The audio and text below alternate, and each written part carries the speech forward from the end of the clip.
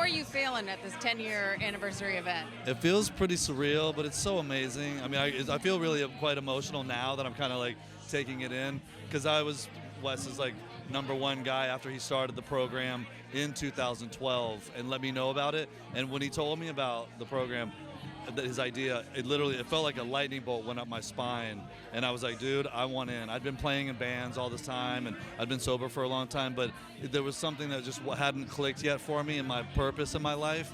And like when he told me about it, I went, dude, I want in, whatever I got to do. So I shadowed him for a few months while he developed the program and kind of helped him get it together. Yeah. And then we launched in LA in mid 2014. So you've been around since this was an idea, before it was. Yeah, Wes and I were in a band together. Like I got sober at the end of 2001 and ended up joining a band with him. I knew all the guys already in Head PE, but I joined his band in late 2002, and I was sober and he wasn't.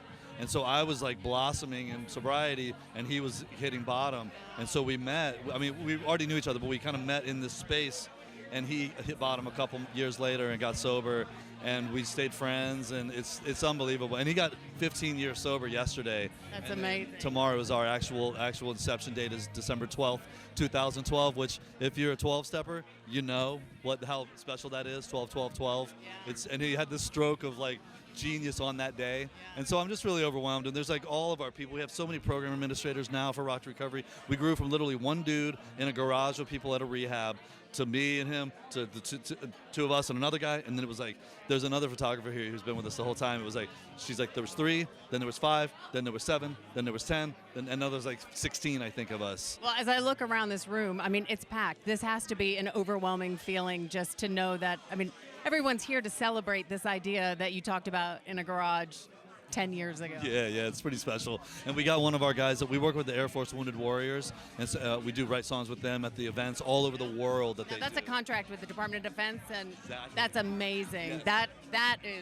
That's the real deal right that's there. An important thing to note. Like a bunch of like ex-drunks and drug addicts have a contract with the Department of Defense of the United States of America. They fly us. I've been to Germany, all over the U.S. I mean, it's unbelievable. Hawaii, so on. Yeah.